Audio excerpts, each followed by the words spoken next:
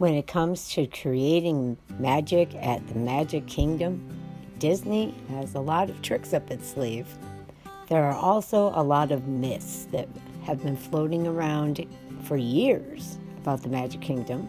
And today we're going to look at some of these myths and we're going to either debunk them or let you know if they're real.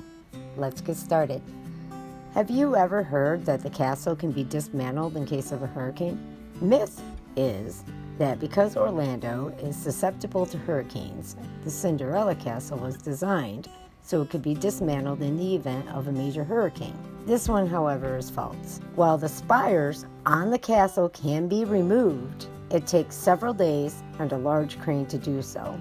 However, instead of being able to remove the spires, the castle was built to withstand winds of over 110 miles an hour with a 600-ton steel frame and 10-inch concrete walls. Have you ever heard the myth that the Pirates of the Caribbean is haunted by a worker named George who died while building the attraction? According to the myth, a worker named George was killed in an accident while building the attraction.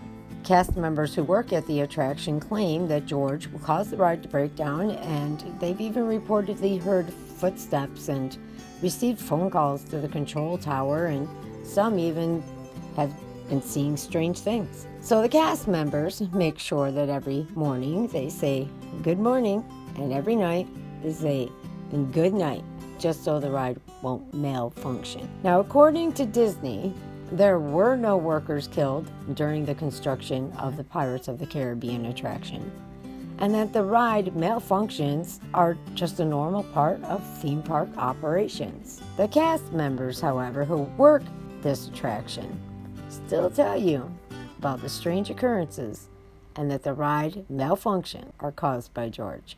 The partner statue. Now, the partner statue is a bronze statue that features Walt Disney holding Mickey Mouse's hand as Walt points off into the distance. The statue is located in front of the castle at Magic Kingdom. There are several myths that surround the meaning of the statue at Walt Disney World. Some believe that Walt is pointing toward Epcot and telling Mickey, "Go forward without me." Another popular myth connects this statue to another one that's at front of Main Street, USA, of Roy Disney sitting on a bench with Minnie Mouse. And many believe that Walt is pointing to Roy and telling Mickey that he must go with Roy now, as Walt cannot continue. Now, according to the sculptor of the statue, Blaine Gibson, neither of those are true. He has said that the statue is meant to depict Walt's goal of making guests happy. And he's pointing to all the happy guests as if to say, "Mickey, look at all we have created." Gibson stated that there's no other meaning to the statue, and the partner statue is located at other Disney parks around the world, but the Roy statue is not. Have you heard the one that the rooms at the Contemporary Resort were designed to be removable?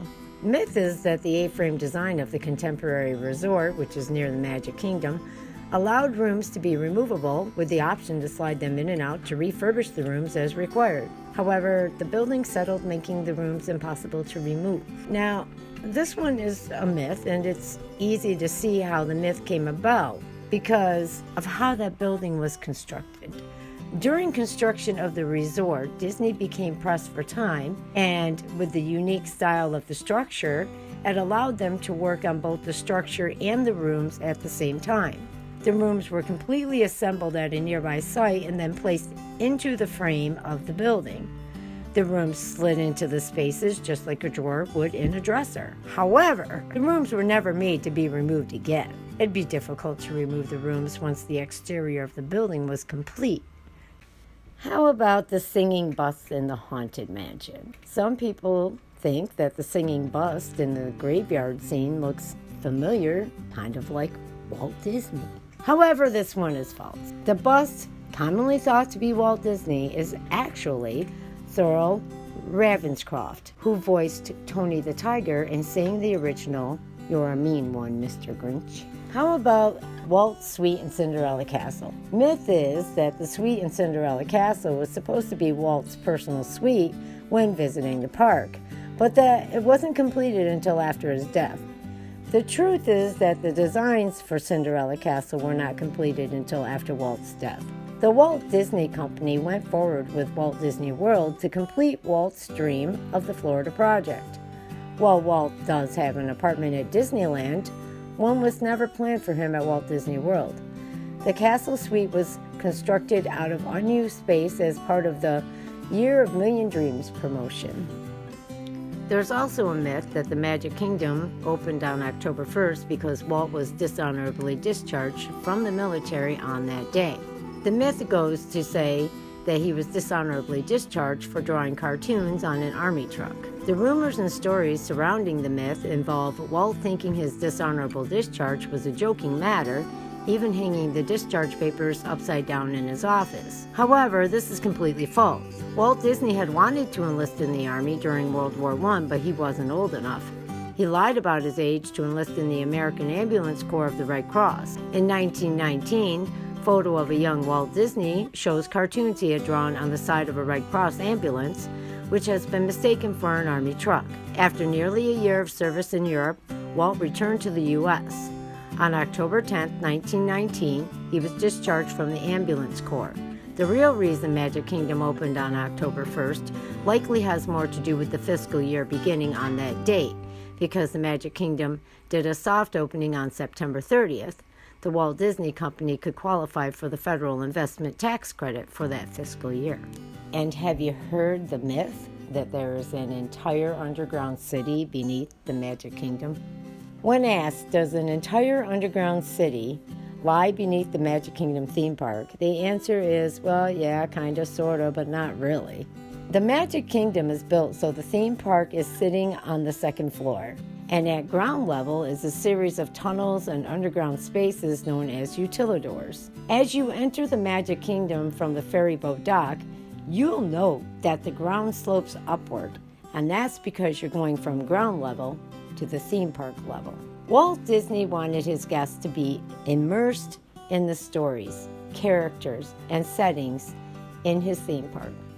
So one of the things that Walt felt ruined the magic at Disneyland was that the cast members would need to walk across the park in a costume. So for his park in Florida, Walt wanted to create underground tunnels for cast members to walk from location to location without being seen by guests. The utilidors are large, and they're large enough to actually drive a vehicle through them, but it's not exactly an underground city any more than your basement or the basement of any business would be. It's mostly a series of walkways and staircases leading to onstage areas of the park and stock rooms for merchandise and food and beverage locations and offices. I hope that helped answer some of the questions about some of the myths that have been around for years about Walt Disney World. And hey, some of them seem pretty feasible. Some of them are pretty interesting. I mean, I never really stopped to think about the tunnels, but it does make sense. You really don't want this character showing up in this land. It does kind of throw things off. So I guess that was actually kind of smart, kind of brilliant to do that. There really isn't anywhere like Disney World.